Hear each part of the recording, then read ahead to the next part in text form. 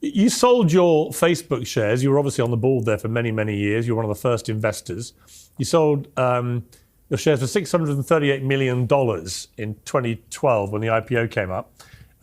Had you stuck with them, you would have made another $2 billion. Does that eat away at you, or given that you've got another 15, does it not really touch the sides of your sleep pattern? I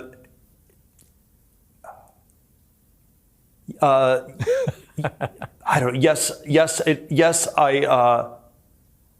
think one of the things that was very hard to gauge on the big tech companies, and there was a way I understood it and a way I did not, was just how they were going to scale and scale and scale, and how the returns to scale were so enormous. And I don't know, there was, you could think of it in almost a fractal sense, where you add one digit to the market capitalization of a company, and how hard is it to add a digit? How hard is it to go from a company worth 10 million to 100 million? Facebook was worth 5 million in 2004. It was worth 85 million in 2005, 525 million in 2006, 15 billion in 2007. It went a little bit sideways, was worth still around 10 billion in 2009, around 100 billion at the IPO in 2012.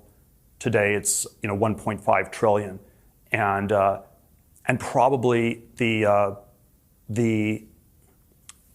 incorrect view I had back in 2012 was that it was fractal up to 100 billion, and so you could go from 10 to 100 million to a billion to 10 billion to 100 billion, and those were each difficult, but each equally difficult steps. But somehow going from 100 billion to a trillion was maybe much harder, and maybe in retrospect, going from 100 billion to a trillion was actually the easiest of the orders of magnitude, because once you were at 100 billion, in some sense, you'd gotten to a big enough scale that it was easy to scale. It was relatively easy to do the next order of magnitude scale.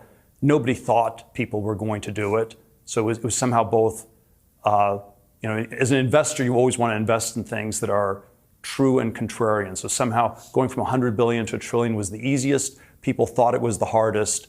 And so that combination suggests that that was actually sort of in some sense, the lowest risk order of magnitude to scale, and that's certainly something I did not conceive of back in 2012. Was that your biggest mistake as an investor, getting out of Facebook too early? Oh, man, there probably are all sorts of mistakes, but you don't stress about them that much. But Martin Zuckerberg doesn't tease you about it. It's the biggest mistake people make is never making mistakes. Yeah. And so I don't know. I've probably made a lot of mistakes. There are a lot of things I've gotten wrong conceptually. There are ideas I have that they're not always correct. And there are all sorts of things where you, I'd say I don't know. I think this is a little bit too abstract, but probably the big mistake I feel that I've not made is living a life of making no mistakes ever. Yeah.